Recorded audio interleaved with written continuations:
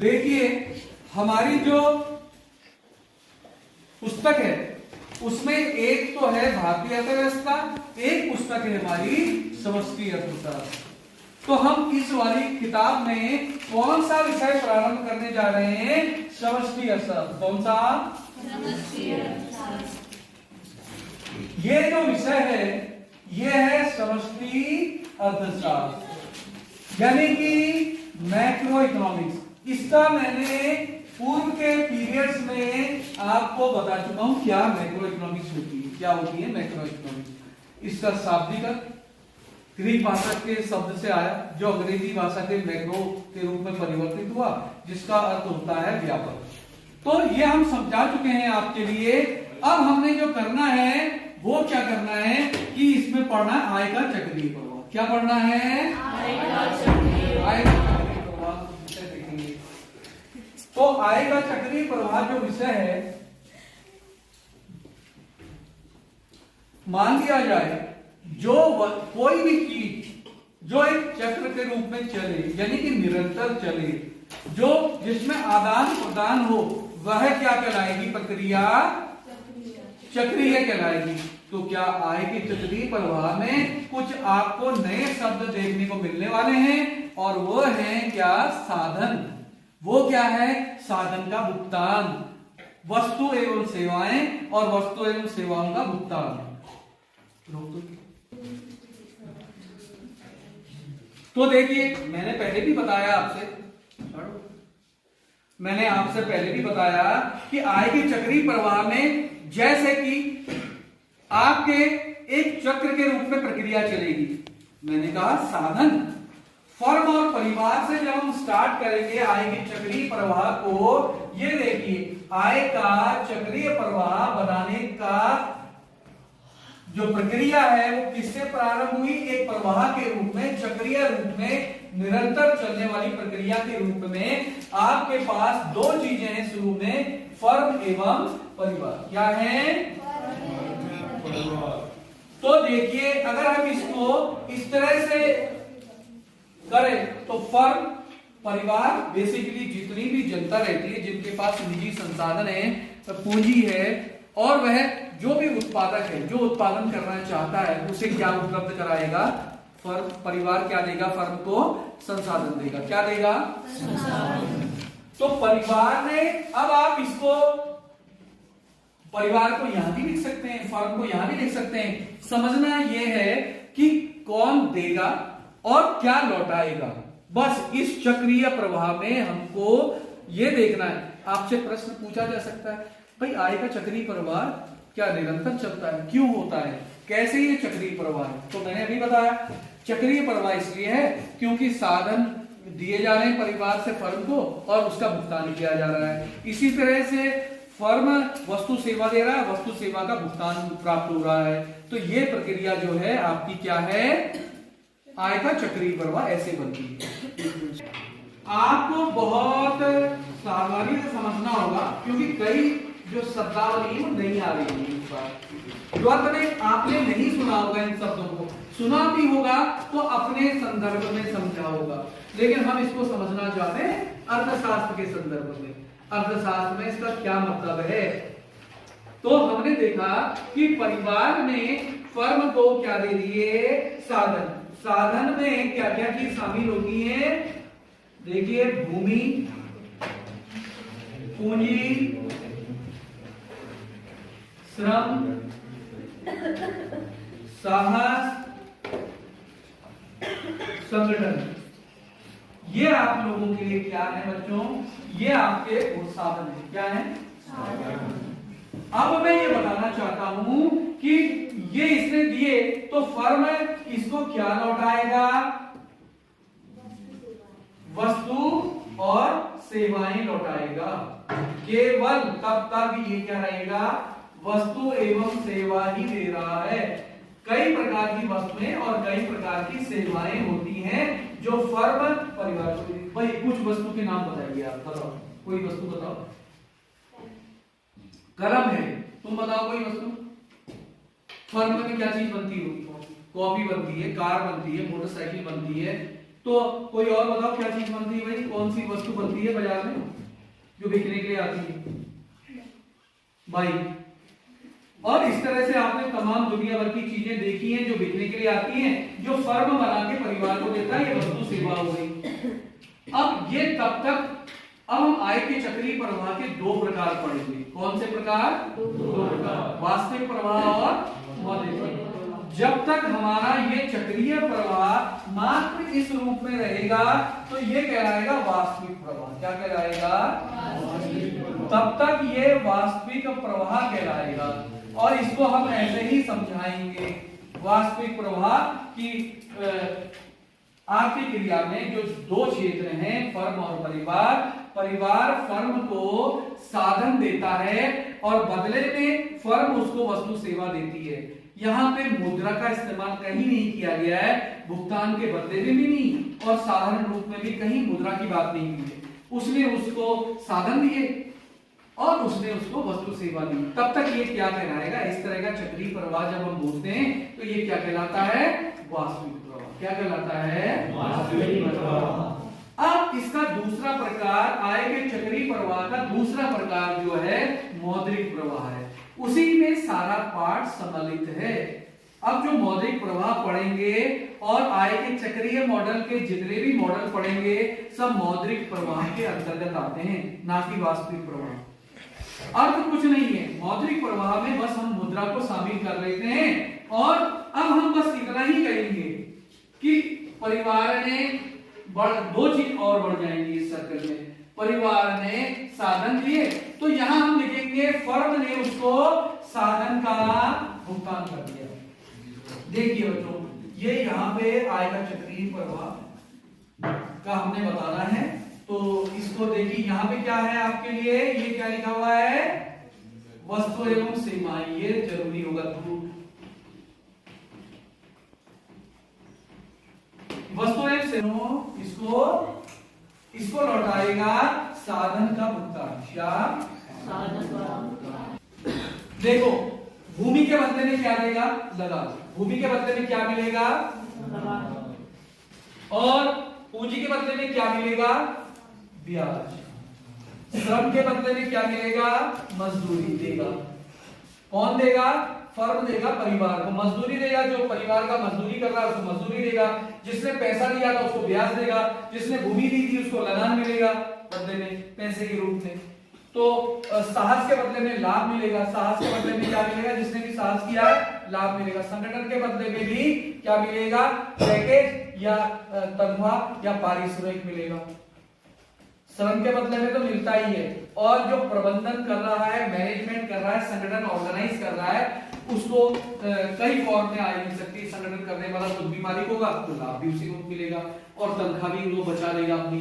तो इस फॉर्म में संगठन ऑर्गेनाइजेशन करने वाले को, अगर मैनेजर है तो मैनेजर की तनख्वाह मिलेगी। तो इस तरह से हम देखते हैं कि परिवार ने जब इसको साधन दिए थे तो इसने इसको साधन का भुगतान किस रूप में लौटाया। अब जो फर्म ने भाई आप ही ले लो, आप ही लो वस्तु एवं सेवा का भुगतान। क्या लो? हाँ भाई, मैसेज ले लो आप। वस्तु और जो सेवा आपने दी उसका जितना शुल्क होता है वो आप ले लो। सेवा का भुगतान करेगा परिवार फर्म को, है ना। भुगतान माने पेमेंट कर देगा। भुगतान माने क्या होता है? ये नया शब्द जैसा लग रहा हो, भुगतान। भुगतान माने पेमेंट करना, पे करना, उसको पैसा देना। तो उसके बदले में मिल गया। तो ये था मौद्रिक प्रवाह बना। क्या बनाइए आप? अगर यही रहे, इसने इसको साधन दिया, इसने इसको वस्तु सेवा दी, तो वो क्या रहेगा तब? वास्तविक प्रवाह रहेगा। और जितने भी मॉडल हैं आगे हम पढ़ेंगे, किस पर पढ़ेंगे? मौद्रिक प्रवाह पर। किस पर? ये जो अब हमारा बन गया जिसमें मुद्रा शामिल हो गई, इसने इसको साधन दिया, इसने साधन का भुगतान किया। फर्म ने इसको वस्तु सेवा दी, इसने इसको परिवार में वस्तु सेवा का भुगतान कर दिया। ये था मौद्रिक प्रवाह। क्या था? मौद्रिक प्रवाह। अब मैं बताना चाहता हूं, ये इसको मौद्रिक प्रवाह को ही हम द्विक्षेत्रीय मॉडल भी कहते हैं। क्या कहते हैं? द्विक्षेत्रीय मॉडल। यानी कि दो क्षेत्र हैं, फर्म और परिवार, उसका मॉडल हमने कहा, इसको द्विक्षेत्रीय मॉडल कहा। दो क्षेत्र है इसमें। अब द्विक्षेत्रीय मॉडल को हम थोड़ा सा विस्तार से बता सकते हैं। हम बोलेंगे भाई निवेश भी शामिल कर लो। अब हम बोलेंगे द्विक्षेत्रीय मॉडल निवेश के साथ। किसके साथ? इन्वेस्टमेंट भी होगा। इन्वेस्टमेंट करने के लिए क्या आवश्यक है बच्चों? पूंजी बाजार। क्या? पूंजी बाजार।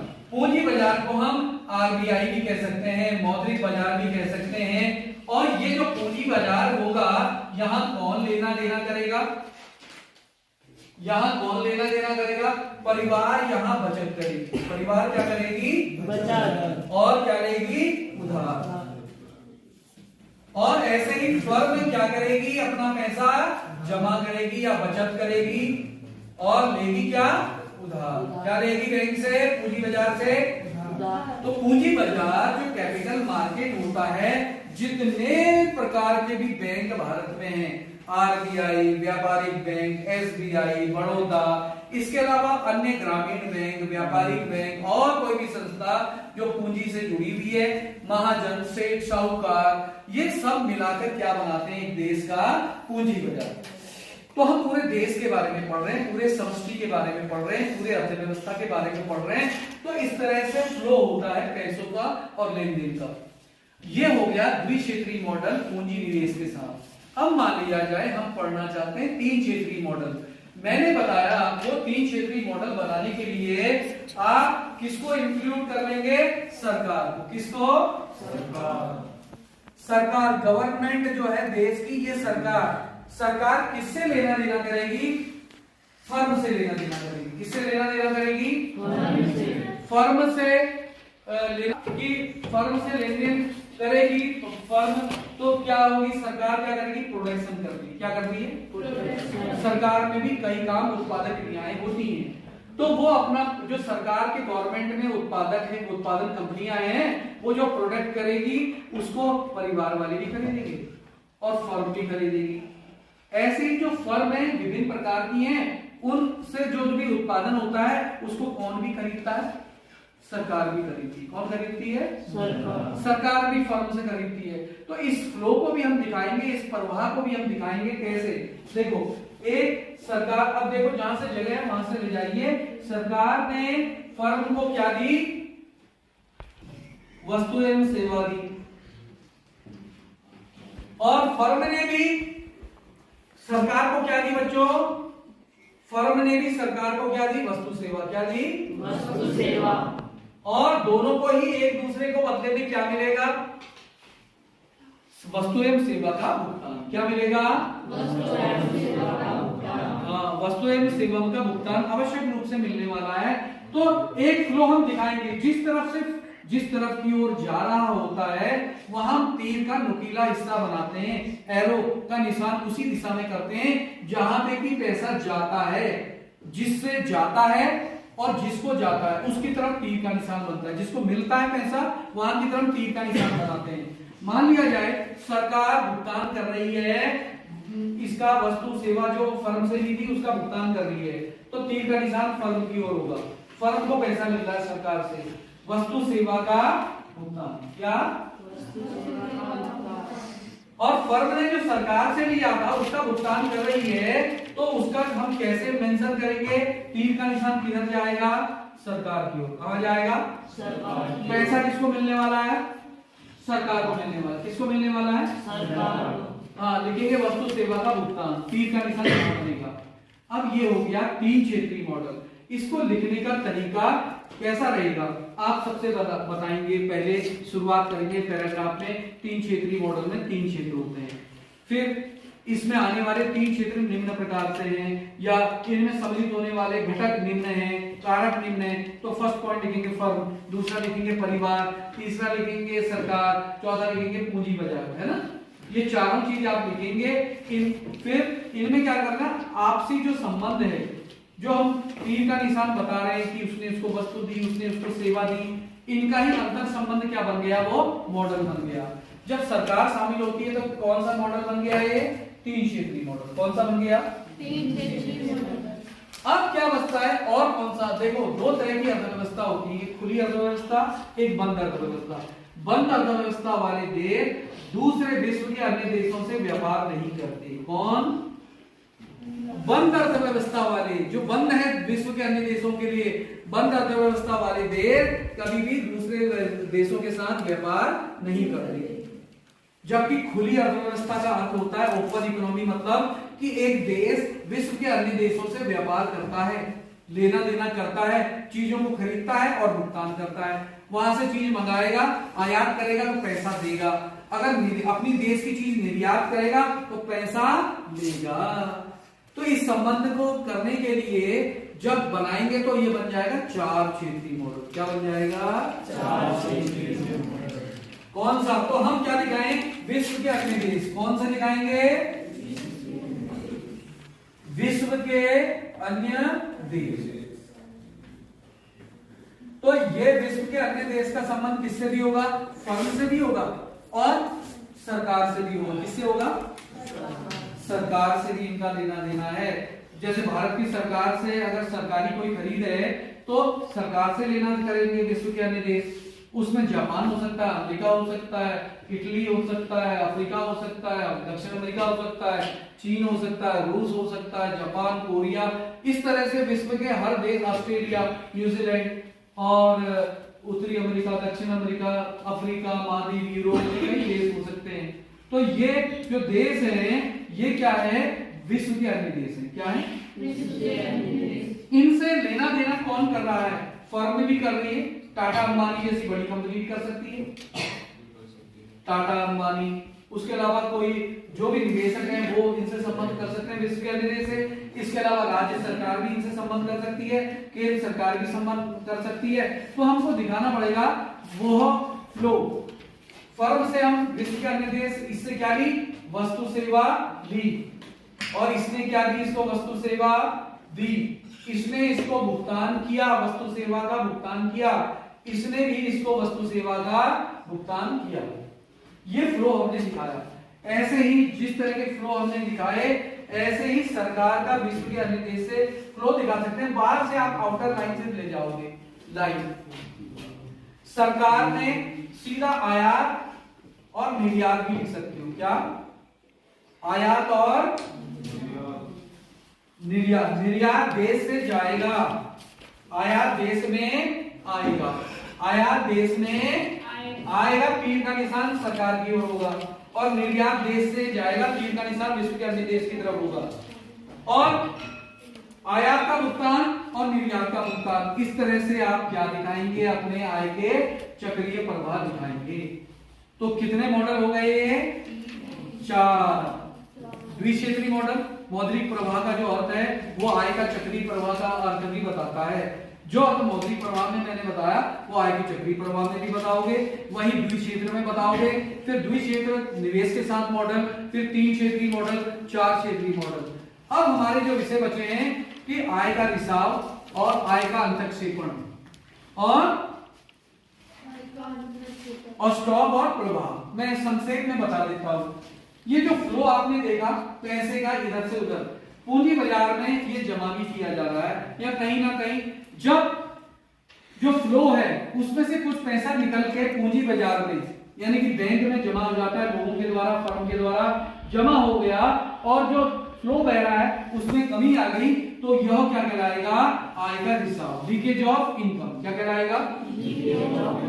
अगर इसी तरह अगर सरकार निर्णय लेती है या आरबीआई निर्णय लेती है कि अर्थव्यवस्था को बूस्ट करने के लिए, बढ़ाने के लिए पैसा डाला जाए अर्थव्यवस्था में, ये आय के चक्रीय प्रवाह को बढ़ाएगा। क्या करेगा? और इसको कहते हैं अंतक्षेपण, आय का अंतक्षेपण, यानी कि इंजेक्शन ऑफ इनकम। क्या? Injection of income. अब हमारे पास 2 नए शब्द हैं बच्चों, वो हम देख लेते हैं, और ये आय का चक्रीय प्रवाह आपका विषय पूर्ण होगा। अभी देखिए मैटर जो लिखना है ना वो विस्तृत के आय का रिसाव और आय का अंतक्षेपण समझ में आया आप लोगों के लिए? अब देखिए हमने जो समझना है वो क्या समझना है कि हम समझना चाहते हैं स्टॉक और प्रवाह। ये एक विषय रह गया है, जो विषय वस्तु है आप लोगों की, कि भाई यह हमने समझाना है कि स्टॉक और प्रवाह क्या है। स्टॉक और हमने आयकर हिसाब समझा। अब हम समझना चाहते हैं संक्षेप में स्टॉक और प्रवाह का। किसका?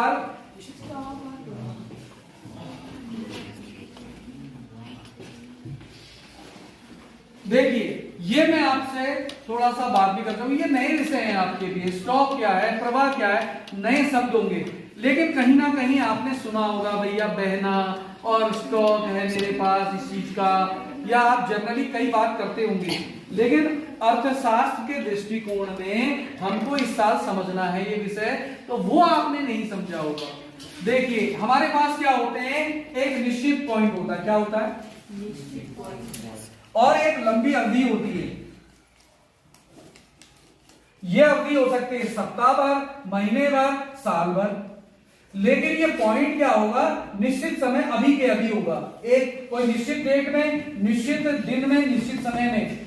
तो अगर कभी भी निश्चित समय बिंदु पर, निश्चित दिनांक पर किसी वस्तु के उत्पादन की गणना की जाती है कि वह हमारे पास कितना उपलब्ध है, तो ठीक उस समय एक निश्चित समय बिंदु पर, मैं अभी यहां पे कुर्सी टेबल गिनना चाहता हूं, मैंने जितने भी टेबल कुर्सी गिने वो जितने पाए गए वो हमारा क्या है? स्टॉक। क्या है? स्टॉक। एक समय बिंदु पर वस्तुओं का कुल उत्पादन और उपलब्धता क्या कहलाती है? स्टॉक कहलाती है, निश्चित समय बिंदु पर। लेकिन जब प्रवाह क्या है? समय अवधि है। ये समय बिंदु क्या है? निश्चित है। समय बिंदु क्या है इसमें? निश्चित है। निश्चित समय बिंदु, समय बिंदु क्या है? निश्चित है, सटन है। और ये समय अवधि है। क्या है? समय अवधि। ये अवधि थोड़ा लंबी होती है। इस अवधि के दौरान एक वर्ष मान लिया जाए, एक वर्ष में कितना उत्पादन हुआ, एक महीने में कितना उत्पादन हुआ। जब इस तरह की हम बात करते हैं, साल भर में जो भी उत्पादन हुआ, कितनी कार बनी, मैं ये नहीं पूछ रहा कि इस बिंदु पर कितनी कार है, ये पूछने पर वो स्टॉक होगा। अगर मैं पूछूं साल भर में कितनी कार बनी, कितना उत्पादन हुआ, वो क्या है? प्रवाह है। समझ में आई बात? अब इसका उदाहरण क्या लिया जा सकता है? हम कहीं जाते हैं और हम कहेंगे भाई देखो इस पानी की टंकी में, ये पानी की टंकी में कितना पानी उपलब्ध है, अभी देखो, इस समय देखो, तो वो क्या कहलाएगा? स्टॉक कहलाएगा। अगर मैं कहूं कि भाई ये साल भर में नदी में होने वाला कितना प्रवाह है, साल भर में कितना पानी बहा, या साल भर में टंकी से पानी कितना आया कितना गया, उसकी बात जब चले तो वो क्या है? प्रवाह। क्या है? तो इस तरह से मैंने संक्षेप में आप लोगों के लिए ये विषय वस्तु ली, और अब मैं क्या करूंगा, इसका आपको नोट्स दिए जाएंगे, तो आप नोट्स तैयार कर लेंगे, लिखित रूप में व्यवस्थित रूप से आपको आंसर दिए जाएंगे। Thank you.